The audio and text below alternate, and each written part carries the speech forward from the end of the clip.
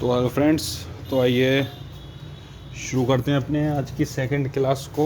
लेकिन देखो, क्लास शुरू करने से पहले एक चीज़ ज़रूर कहूँगा कि यार क्या हमारे चैनल पे केवल 50-60 स्टूडेंट ही हैं पढ़ने वाले। कल की वीडियो पर बहुत कम व्यूज़ हैं यार, लाइक्स बहुत कम हैं। अब यार फ्री में आपको इतना मटेरियल प्रोवाइड कर रहे हैं, इतना कंटेंट प्रोवाइड कर रहे हैं, तो चैनल का सब्सक्राइब करो यार, ज़्यादा से ज़्यादा वॉच टाइम करो यार, व्यूज़। ठीक है, हमें भी यार पढ़ाने में जब भी मज़ा आएगा ना, जब व्यूज़ ज़्यादा होंगे यार, हमें भी लगेगा कि हाँ पढ़ने वाले कैंडिडेट्स हैं। अब बताए 50-60 व्यूज़ पर क्या होगा, चैनल के सब्सक्राइबर जितने हैं उसके आधे तो हों कम से कम, लेकिन उतने भी नहीं हैं यार। इस चीज़ पर ध्यान दो और ज़्यादा से ज़्यादा सब्सक्राइब करो चैनल को। चलिए शुरू करते हैं आज की अपनी सेकंड क्लास को। तो आज हम रेगुलेटिंग एक्ट से शुरू करेंगे। अब देखिए, दो तरह के रूल थे, ठीक है। एक तो था हमारा कंपनी रूल, जब ईस्ट इंडिया कंपनी ने रूल करा था, वो पीरियड था 1773 से 1858 तक। उसके बाद था क्राउन रूल, यानी जब क्वीन का रूल हुआ था, तो उसको था जो 1858 से 1947 तक था। तो अभी पहले हम शुरू करेंगे कंपनी रूल, और कंपनी रूल में हम सबसे पहली चीज़ शुरू करेंगे रेगुलेटिंग एक्ट 1773 का। तो अब देखिए, अब रेगुलेटिंग एक्ट जो है 1773 का, इसमें क्या प्रोविज़न आए। पहली चीज़, गवर्नर ऑफ बंगाल को अब बोला जाने लगा गवर्नर जनरल ऑफ बंगाल, ठीक है। अब वो केवल गवर्नर नहीं रहा बंगाल का, अब वो गवर्नर जनरल हो गया। उसके साथ साथ एग्जीक्यूटिव काउंसिल बना दी एक गवर्नर की, 4 मेंबर की, जो उन्हें असिस्ट करेगी, ठीक है। अब वो उन्हें असिस्ट यानी हर काम में वो उनके साथ रहेगी, 4 मेंबर की एग्जीक्यूटिव काउंसिल। उसके बाद पहला गवर्नर जनरल कौन था, तो लॉर्ड वारन हेस्टिंग्स, जो मैंने आपको बताया भी था 1772 में उसी को लेकर आए थे। और पहला गवर्नर जनरल भी लॉर्ड वारन हेस्टिंग्स बना। अब क्या हुआ जी उसके बाद, अब उसके बाद क्या होता है, governors of Bombay and Madras presidency is subordinate to the governor general of Bengal. तो जो बंगाल का गवर्नर जनरल था ना, उसको पावर्स ज़्यादा दे दी गई, और जो बॉम्बे और मद्रास का था, जो बॉम्बे और मद्रास प्रेसिडेंसीज़ के गवर्नर थे, अब वो इसके नीचे काम करेंगे गवर्नर ऑफ बंगाल के, गवर्नर जनरल ऑफ बंगाल के, ठीक है। तो एक तरीके से तीनों प्रेसिडेंसी पहले अलग अलग चल रही थी, लेकिन अब क्या था, बंगाल प्रेसिडेंसी को ज़्यादा मान्यता मिल गई बॉम्बे और मद्रास प्रेसिडेंसीज के बजाय, ठीक है। और क्या था इसमें, देखिए, सुप्रीम कोर्ट एस्टेब्लिश करी गई एट कैलकाटा इन 1774। ये क्वेश्चन आज भी आ जाता है, स्टैटिक जीके में बहुत क्वेश्चन पूछा जाता है, सुप्रीम कोर्ट इंडिया में कब एस्टेब्लिश करी गई, तो वो सीधा सा आपका आंसर है कैलकाटा में एस्टेब्लिश हुई 1774 में। और Lord Eliza Impey first chief justice थी, लॉर्ड एलिज़ा इम्पे। उसके अलावा एक चीफ जस्टिस और 3 अदर जज, यानी टोटल 4 जजेस थे जब सुप्रीम कोर्ट एस्टेब्लिश करी उसमें। उसके अलावा देखिए, इस एक्ट ने एक चीज़ और कही है, this act prohibited the servants of the company from engaging in any private trade और एक्सेप्टिंग प्रेजेंट्स और ब्राइब्स फ्रॉम द नेटिव्स। अब देखिए, इन्होंने क्या करा कि जो भी कंपनी के सर्वेंट हैं, कंपनी रूल चल रहा है, जो भी ईस्ट इंडिया कंपनी के कर्मचारी हैं, वो किसी भी प्राइवेट ट्रेड में शामिल नहीं होंगे, ठीक है। और वो ना किसी से तोहफे लेंगे, उपहार लेंगे, रिश्वत लेंगे किसी भी नेटिव यानी कैलकाटा यानी बंगाल के सिटीज़न से, ठीक है। ये चीज़ इसमें कही गई। आगे देखते हैं। अब देखिए क्या हुआ, अब रेगुलेटिंग एक्ट तो बनाकर भेज दिया, उसके बाद इसमें बहुत से डिफेक्ट लगे कंपनी को, बहुत सी चीज़ ऐसी लगी जहाँ पर पब्लिक नाखुश थी, तो उन्होंने इसको सुधारने के लिए, इन गलतियों को सुधारने के लिए 1781 में एक एक्ट भेजा जिसका नाम रखा गया अमेंडिंग एक्ट ऑफ 1781। इस एक्ट को हम एक नाम से और जानते हैं, this act also known as the act of settlement. In order to rectify the defects of the regulating act of 1773। अब देखिए क्या हुआ, जो भी डिफेक्ट थे रेगुलेटिंग एक्ट में 1773 के, उसके डिफेक्ट्स को ही सुधारने के लिए इस एक्ट को लाए थे, अमेंडिंग एक्ट ऑफ 1781 को। तो इसमें क्या था, it exempted the governor general and the council from the jurisdiction of the supreme court for the acts done by them in their official capacity. अब देखिए सुप्रीम कोर्ट के जूरिसडिक्शन में ना तो गवर्नर जनरल आ रहा और न ही उनकी काउंसिल आ रही। उसके अलावा revenue matters excluded from the जूरिसडिक्शन of the supreme court. Revenue matter जो भी पैसों के लेन देन के संबंध कोई भी कार्य था वो सुप्रीम कोर्ट की जूरिसडिक्शन में, सुप्रीम कोर्ट की कार्रवाई में नहीं आ रहा, नहीं आएगा। उसके अलावा supreme court have जूरिसडिक्शन over all the inhabitants of Calcutta. अब सुप्रीम कोर्ट की जो कार्रवाई होगी, जो फैसला होगा वो पूरे कैलकाटा के लोगों पर लागू होगा।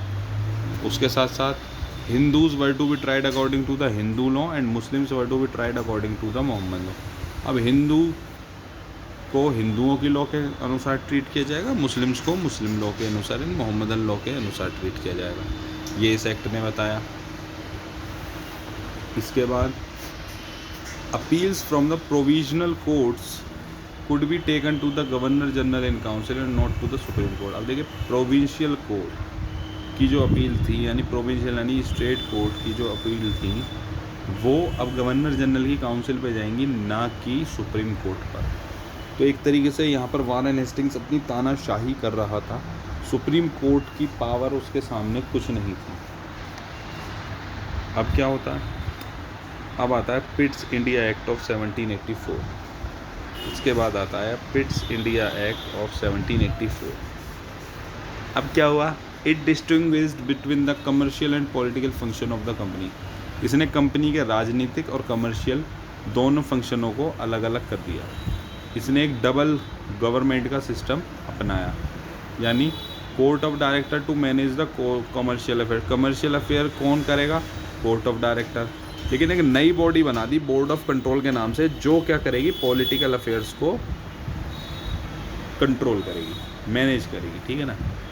कोर्ट ऑफ डायरेक्टर क्या करेगा, कमर्शियल अफेयर्स को, और बोर्ड ऑफ कंट्रोल करेगा पॉलिटिकल अफेयर्स को। तो इसने एक तरीके से डबल गवर्नमेंट, इस एक्ट के थ्रू डबल गवर्नमेंट का एक सिस्टम हो गया। इसके सब बाद इसने क्या किया, it empowered the board of control to supervise and direct all operations of the civil and military governments और revenues of the British possessions in India. अब इनने क्या करा, बोर्ड ऑफ कंट्रोल को पावर दी कि सारे सिविल और मिलिट्री के ऑपरेशन तुम देखो, सिविल और मिलिट्री गवर्नमेंट के, और रेवेन्यू ब्रिटिश पोजेशंस के जो भी हैं वो भी सब तुम देखो। उसके अलावा the companies territory in India were for the first time called the British possessions in India. अब कंपनी की जितनी भी यहाँ पर टेरिटरी थी उन्हें पहली बार किया गया, ये कहा गया कि ये ब्रिटिश पोजेशंस, यानी ये अंग्रेजी हुकूमत के हैं भारत में। उसके अलावा the British government was given the supreme control over the company affairs and administration in India. तो जो ब्रिटेन की जो सरकार थी उसको सुप्रीम कंट्रोल, उसको पूरी सुप्रीम पावर, यानी पूरी पावर दे दी गई कंपनी कैसे काम कर रही है और एडमिनिस्ट्रेशन कर रही है इंडिया में, ठीक है। इसके बाद आता है एक्ट ऑफ 1786, ठीक है। अब तक समझ में आ रहा है पिट्स इंडिया एक्ट ने क्या कहा, अमेंडिंग एक्ट किस लिए आया, रेगुलेटिंग एक्ट 1773 ने क्या कहा। तो उसी में एक नया एक्ट आता है, एक्ट ऑफ 1786। अब 1786 में लॉर्ड कॉर्नवालिस को अपॉइंट किया जाता है गवर्नर जनरल ऑफ बंगाल के लिए, लेकिन उसने इस पोस्ट को एक्सेप्ट करने से पहले दो शर्तें रख दी सामने। क्या थी शर्त, पहली, he should be given power to override the decision of his council in special cases. अब स्पेशल केसेस में वो अपनी काउंसिल से असहमत होकर अपनी मनमर्जी से फैसला सुना सकता है, अपनी मनमर्जी से कार्य कर सकता है। दूसरा, he would also be the commander in chief. अब उसको कमांडर इन चीफ की पोजीशन भी इसी की होनी चाहिए। अब ये सारी चीज़ें मान ली गई और लॉर्ड कॉर्नवालिस को अगला गवर्नर जनरल ऑफ बंगाल बना दिया। उसके बाद क्या हुआ, अब जो चार्टर एक्ट आया 1793 में, अब रेगुलेटिंग था, अब चार्टर एक्ट आया, क्योंकि ब्रिटिश सरकार के हाथ में सुप्रीम कंट्रोल था तो वो चार्टर भेजती थी। तो पहली बार चार्टर एक्ट आया 1793 में।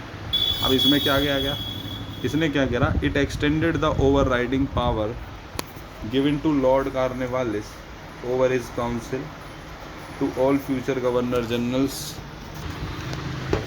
अब इस एक्ट की वजह से ही क्या हुआ, इसने ओवर राइडिंग पावर दे दी। इसने एक तरीके से जो काउंसिल पे जो अपनी हुकूमत चाह रहा था लॉर्ड कॉर्नवालिस, उसको इसने सहमति दे दी।